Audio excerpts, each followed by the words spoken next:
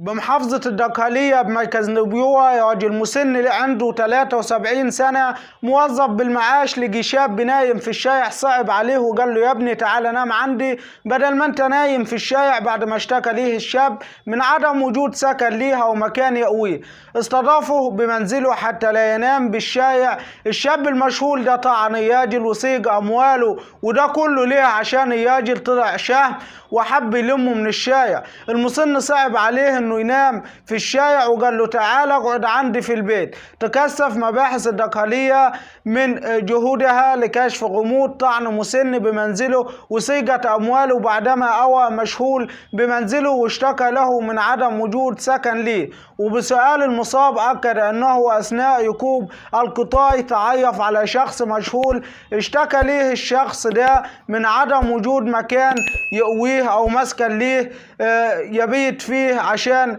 ما عندوش مكان، والطيل المبيت في الشارع عشان طبعا ما عندوش مكان. فعرض عليه الشاب ان يستضيفه في شقة، يجي المسن ان يستضيفه في شقته التي يقيم بها في مساكن نشا التابعة لمركز نوبيوة بمحافظة الدقهلية. وبالفعل وافق هذا الشخص على الذهاب معه الى مسكنه، وفوجئ المجني عليه بهذا الشخص يعتدي عليه بعدة طعنات بغاية صيغة أمواله في ساعة مبكرة.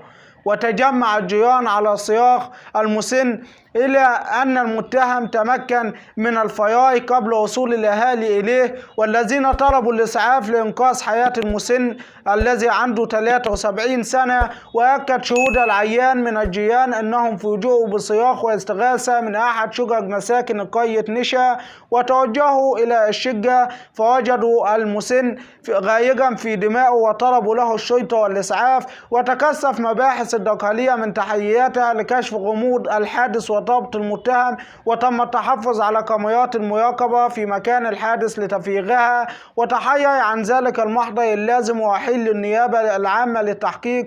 بلاش تأمنوا لأي حد وتدخلوه بيتكم من غير ما تكونوا عارفين ده مين.